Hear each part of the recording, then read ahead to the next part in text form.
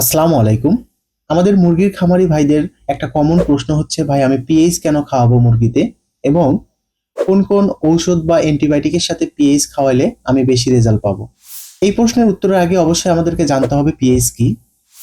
PH হলো পানির acid বা ক্ষারীয়তার মাত্রা, যার স্কেল থাকে 0 থেকে 14 পর্যন্ত। 7-এর নিচে যদি পানিতে পিএইচ এর পরিমাণ থাকে তাহলে একে আমরা বলি অ্যাসিডিক পিএইচ। 7 থাকলে একে বলি নিরপেক্ষ পিএইচ, এবং 7-এর উপরে থাকলে তাকে আমরা বলি ক্ষারীয় পিএইচ।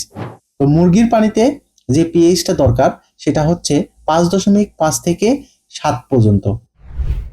5.5 থেকে 7 পর্যন্ত পিএইচ থাকলে মুরগির পানি গ্রহণের ক্ষমতা বাড়ে, এবং এখানে বিভিন্ন ধরনের ব্যাকটেরিয়া যেমন সালমোনেলা, ইকোলাই এদের মতো ক্ষতিকারক ব্যাকটেরিয়াগুলো গ্রো করতে পারে না, যার ফলে মুরগির হজম প্রক্রিয়াটা বেশি পরিমাণ বৃদ্ধি পায়। আর হজম প্রক্রিয়া বৃদ্ধি পেলে অবশ্যই তার ইমিউনিটি সিস্টেমটা শক্তিশালী হয় এবং মুরগিতে গ্রোথ বেশি আসে। সাধারণত খামারে ব্যবহৃত পিএইচ গুলোর মধ্যে হচ্ছে organic acid, citric acid, formic acid এবং প্রোপানয়িক অ্যাসিড। এবার আমরা জানবো কোন কোন অ্যান্টিবায়োটিকের সাথে পিএইচ ব্যবহার করা যাবে। যদি আপনার খামারে পানির পিএইচ 5.5 থেকে 7-এর ভেতরে থাকে তাহলে আপনারা ব্যবহার করতে পারবেন টেট্রাসাইক্লিন গ্রুপের অ্যান্টিবায়োটিকগুলো, যেমন অক্সিটেট্রাসাইক্লিন, ক্লোটেট্রাসাইক্লিন, ডক্সিসাইক্লিন। এগুলোর সঙ্গে পিএইচ ব্যবহার করলে আপনারা অ্যান্টিবায়োটিকের কার্যকারিতা আরো বেশি পাবেন। এরপরে আছে অ্যামাইনো গ্লাইকোসাইড। অ্যামাইনো গ্লাইকোসাইড গ্রুপের অ্যান্টিবায়োটিক গুলো হচ্ছে জেন্টামাইসিন, নিওমাইসিন, স্ট্রেপ্টোমাইসিন।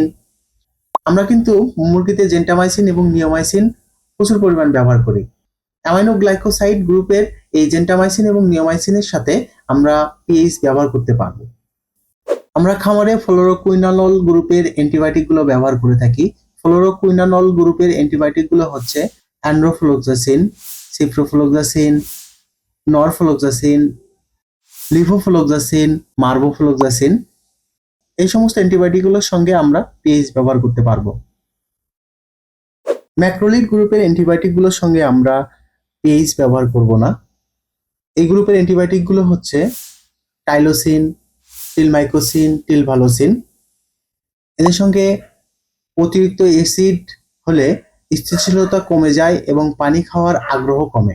যদি আমরা ম্যাক্রোলিড গ্রুপের অ্যান্টিবায়োটিকগুলোর সঙ্গে পিএইচ ব্যবহার করি তাহলে মুরগির পানি খাওয়ার আগ্রহ কমে যেতে পারে।